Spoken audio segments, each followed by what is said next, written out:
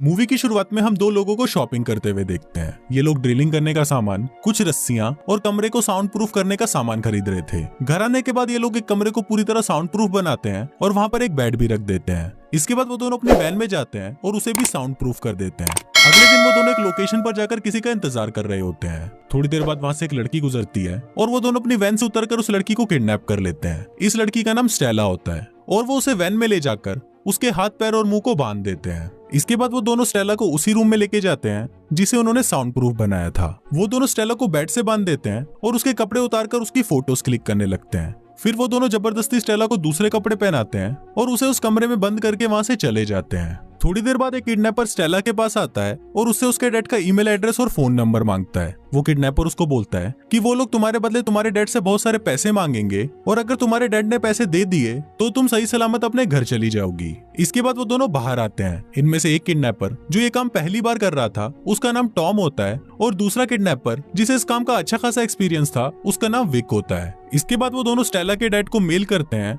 और उनसे स्टेला के बदले $2 मिलियन मांगते हैं। इसके बाद कुछ दिन बीत जाते हैं पर स्टेला के फादर का कोई भी जवाब नहीं आता।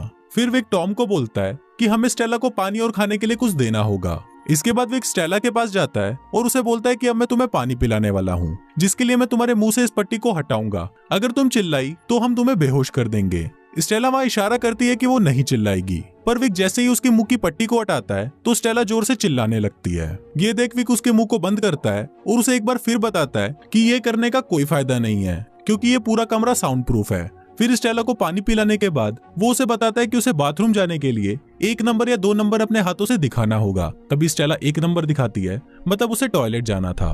पर तभी वो एक पॉट लेकर आता है और वो स्टेला को उसी के सामने ही टॉयलेट करने के लिए बोलता है। पहले तो स्टेला इसके लिए मना कर देती है, पर अब उसके पास और कोई ऑप्शन नहीं था, इसलिए उसे उसकी बात माननी पड़ती है। इसके बाद हम देखते हैं कि टॉम को ये सब ठीक नहीं लग रहा था और वो इतना डिस्टर्ब हो चुका था कि वो ठीक से खाना भी नहीं खा रहा था।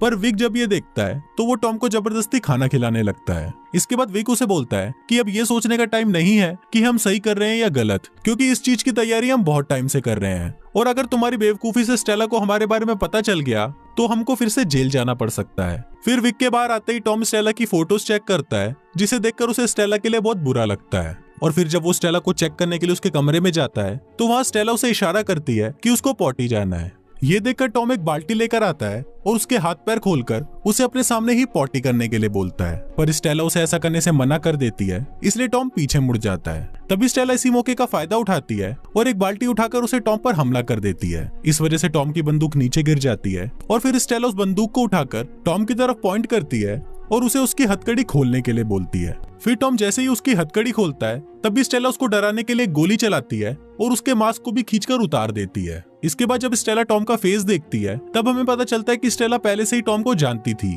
और वो दोनों पहले रिलेशनशिप में भी थे। फिर स्टेला के पूछने पर टॉम उसे बताता है कि जब वो जेल में था तो स्टेला उससे एक बार भी मिलने तक नहीं आई और तुमने मुझे अचानक छोड़ भी दिया, इसलिए मैंने और विक ने मिलकर तुमको किडनैप करने का प्लान बनाया। ये सब बताते वक्त टॉम अचानक स्टेला पर कूद जाता है और उससे वो गन छीनकर उसे वापस बेड से बांध देता है। इसके बाद वो स्टेला को बोलता है कि अगर इस बारे में विक को पता चला तो वो हम दोनों को जान से मार देगा। और इसके थोड़ी देर बाद विक भी वहाँ पर आ जाता है। फिर विक टॉम को बताता है कि स्टेला के फादर ने पैसे देने से मना कर दिया है, इसलिए उन दोनों को कोई दूसरा रास्ता ढूंढना पड़ेगा।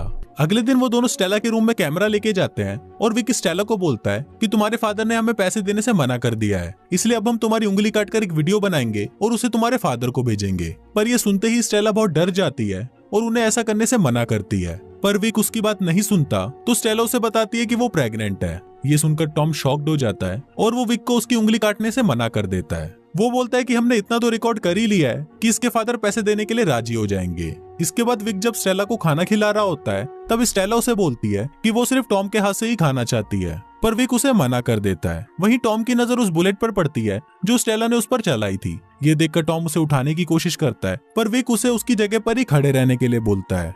फिर जब स्टेला को खाना खिलाने के बाद कटोरी से चम्मच नीचे गिर जाता है तभी टॉम उस चम्मच को उठाने के बहाने उस बुलेट को भी उठा लेता है। फिर वो टॉयलेट जाकर उस बुलेट को फ्लश करने की कोशिश करता है, पर वो बुलेट फ्लश हो ही नहीं रहा था। तभी फ्लश की आवाज सुनकर विक को शक होने लगता है, इसलिए पहले तो वो टॉम को आवाज लगाता है और उसके बाद वो सीधा बाथरूम के अंदर ही आ जाता है। पर उसी वक्त टॉम विक से बचने के लिए उस बुलेट को ही निगल जाता है। इसके बाद विक जब स्टेला के डैड को वीडियो बेचने के लिए बाहर जाता है, तब टॉम स्टेला के पास आता है और उससे पूछता है कि क्या तुम सच में प्रेग्नेंट हो। तो उस पर स्टेला उसे बोलती है कि हाँ वो प्रेग्नेंट है और ये बच्चा भी तुम्हारा है। इसके बाद स्टेला को उल्टी आने लगती है, जिसे देखकर टॉम उसकी हथकड़ियों को खोल देता है। फिर टॉम को अपने करीब देखकर स्टेला उसे रिझाने की कोशिश करती है और फिर जब टॉम का ध्यान नहीं होता तो वो चालाकी से टॉम को ही हथकड़ियों से बांध देती है।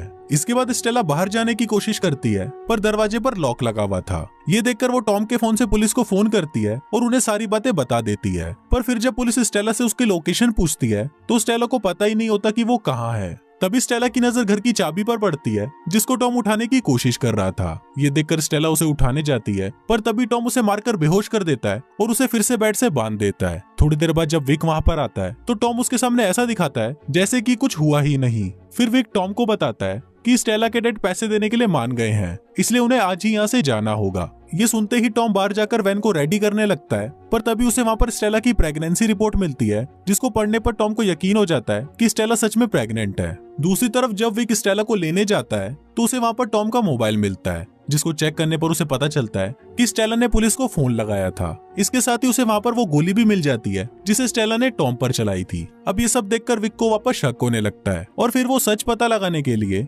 स्टेला को टॉर्चर करना शुरू कर देता है। अब इसे स्टेला भी बहुत ज्यादा डर जाती है और वो विक को बता देती है कि टॉम उसका एक्स बॉयफ्रेंड है। ये सुनकर विक को लगता है कि शायद टॉम ने उसका भी नाम उसे बता दिया होगा, इसलिए वो स्टेला से उसका नाम पूछता है। लेकिन स्टेला उसे बोलती है कि उसे उसका नाम नहीं पता। फिर जब टॉम वापस आता है तब विक उससे पूछता है कि आखिर तुमने स्टेला को ही किडनैप करने के लिए क्यों चुना। इस पर टॉम उसको बोलता है कि हम दोनों ने ही तो मिलकर स्टेला को किडनैप करने के लिए चुना था। इसके बाद विक टॉम को बोलता है कि हम दोनों को एक दूसरे से ऑनेस्ट रहना चाहिए और मुझे लग रहा है कि तुम मुझसे कुछ छुपा रहे हो। इस पर टॉम उसे बोलता है कि मैं ऑनेस्ट हूँ और मैं तुमसे कुछ नहीं छुपा रहा। इसके बाद वो लोग स्टेला को बेहोश कर देते हैं और उसे एक दूसरी लोकेशन पर ले जाते हैं। वहाँ स्टेला को बांधते वक्त टॉम देखता है कि स्टेला के सिर पर चोट का निशान है, मतलब विक ने उसे मारा है। इसके बाद वो लोग स्टेला के डैड के पैसे लेने के लिए जंगल के अंदर जाते हैं, जहाँ पर टॉम देखता है कि वहाँ पर कोई भी पैसे नहीं है। फिर टॉम ये बात विक को बताने के लिए उसके पास जाता है तो विक उसे बोलता है कि मुझे पता है कि यहाँ पर पैसे नहीं है, क्योंकि मैंने पैसे लेने के लिए लोकेशन चेंज कर दी थी।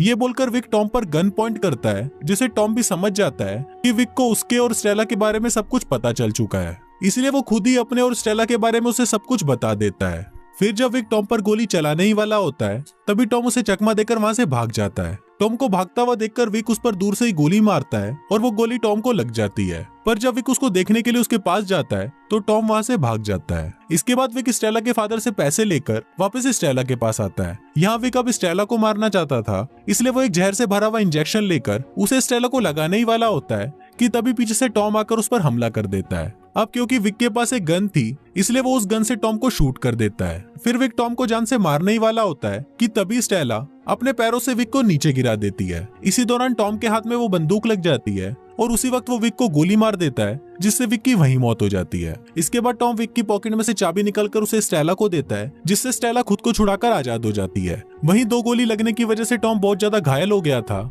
इसलिए उसकी भी वहीं पर मौत हो जाती है। इसके बाद स्टेला वहां से निकलकर विक की कार में आकर बैठती है, जहां उसे वो पैसे मिलते हैं जो स्टेला के फादर ने उसे छुड़ाने के लिए दिए थे। अब उन पैसों को देखकर स्टेला ये डिसाइड करती है कि वो अब अपने घर वापस नहीं जाएगी, क्योंकि वो अपने फादर से बहुत नफरत करती थी। इसलिए स्टेला ये फैसला करती है कि वो अपनी नई जिंदगी शुरू करेगी और इस बच्चे को भी जन्म देगी। और ये फिल्म यहीं पर ही खत्म हो जाती है।